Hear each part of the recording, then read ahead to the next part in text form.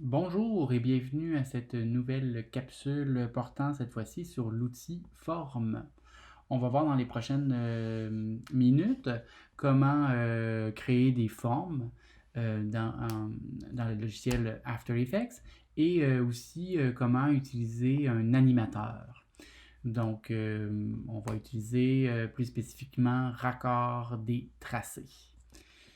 Pour l'outil forme, on n'a pas besoin d'aller chercher quoi que ce soit en fait sur le réseau. On n'a besoin que d'avoir les dossiers euh, propres, hein, donc avec l'arborescence correcte. Donc une fois qu'on a ça, on peut aller ouvrir notre logiciel, enregistrer notre session pour ne pas travailler dans le vide. Donc, enregistrer sous.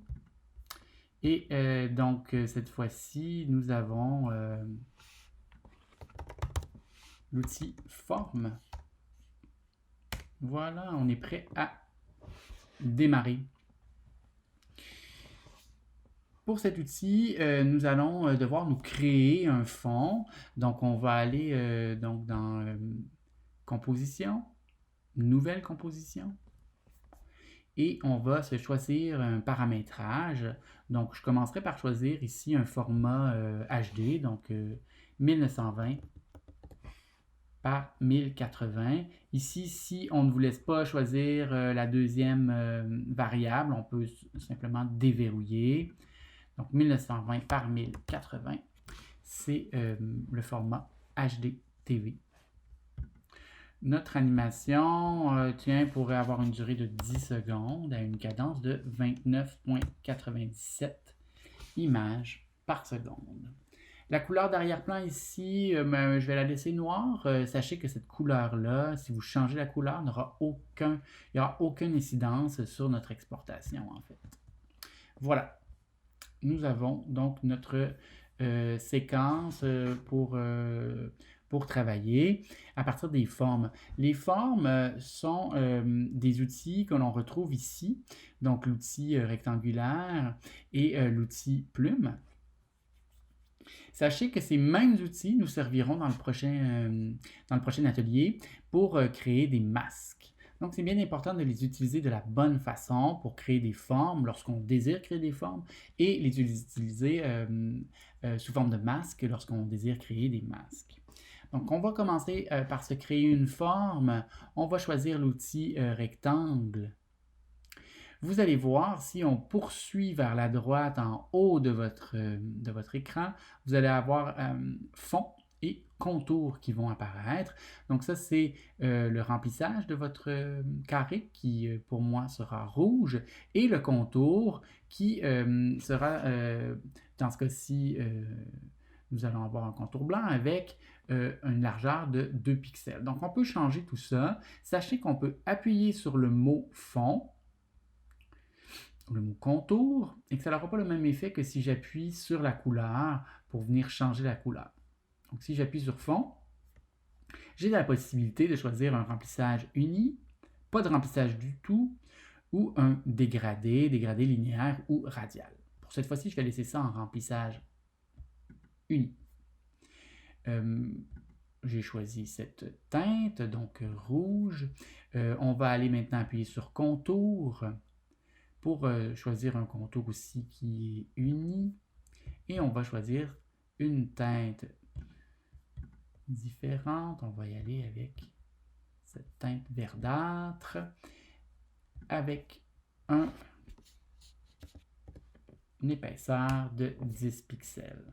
Donc lorsque je vais venir sur la scène, je vais avoir mon outil rectangulaire qui va générer cette forme. Sachez que si je maintiens Shift enfoncé, je vais avoir un carré. Sinon, j'aurai un rectangle. Voilà, donc j'ai une forme que je viens de créer sur la scène. On remarque tout de suite qu'on a eu un calque qui s'est créé, calque de forme, dans lequel j'ai un rectangle, mon rectangle 1, qui est apparu. Ce rectangle possède 4 fonctions dans son paramétrage. Nous pouvons jouer avec le tracé du rectangle, son contour, son fond, et nous pouvons aussi avoir accès à des paramètres de base propres au rectangle. Ça peut être utile dans le cas où il y a plusieurs formes sur un même calque.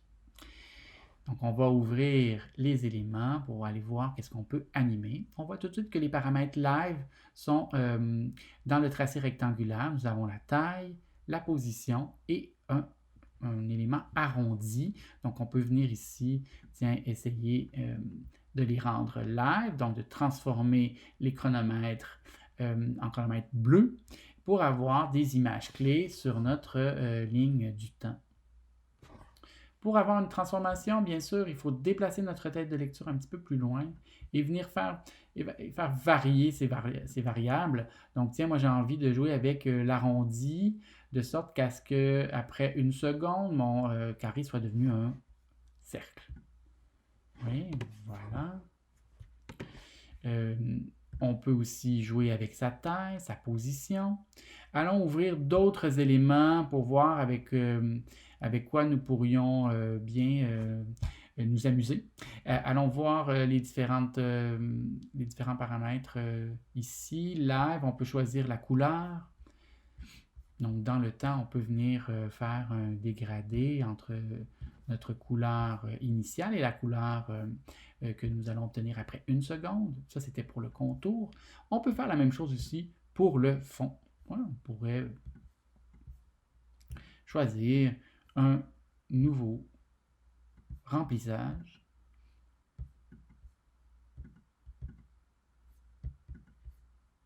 Et voilà.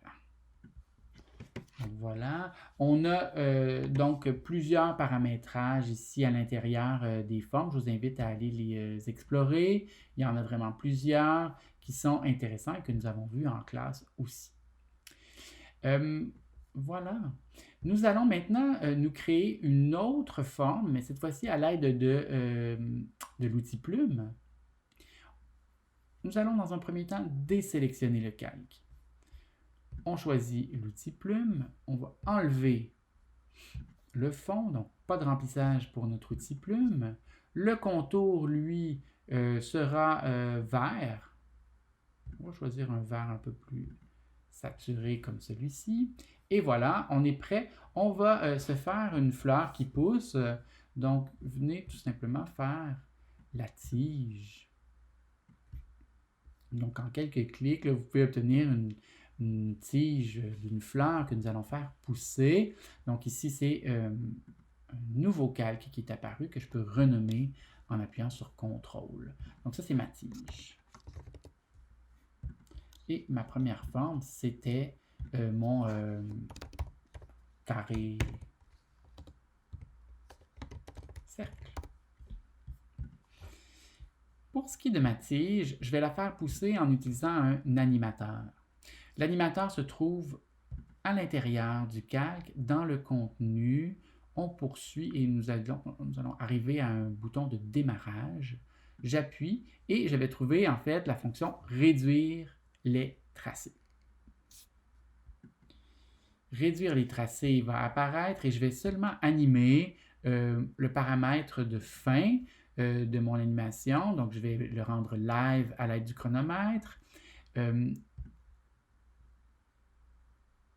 Je veux que ma tige pousse. Donc, j'imagine que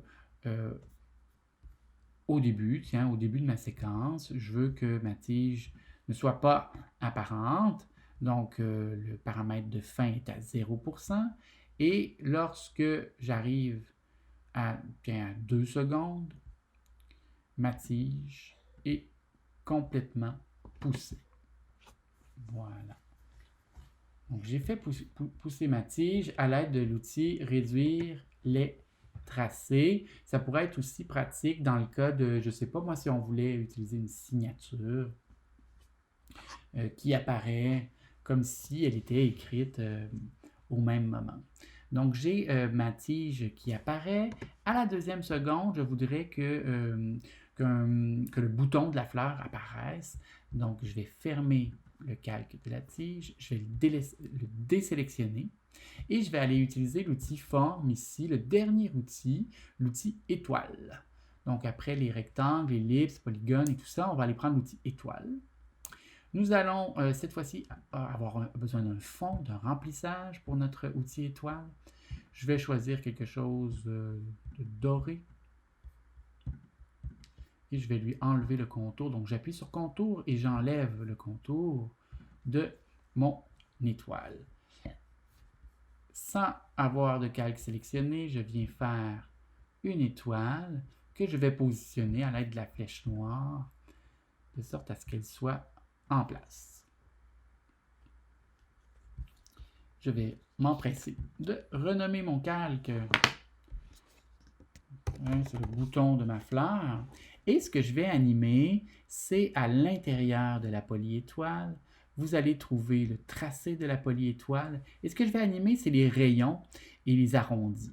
Donc, on peut tout rendre ça live. Voilà.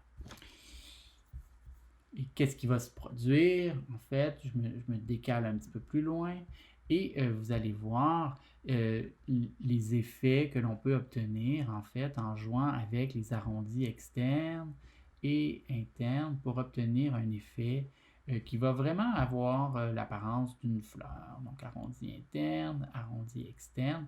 Et tout ça peut être paramétrable. Donc, on peut en faire une animation dans le temps, donc en jouant sur ces différents paramètres.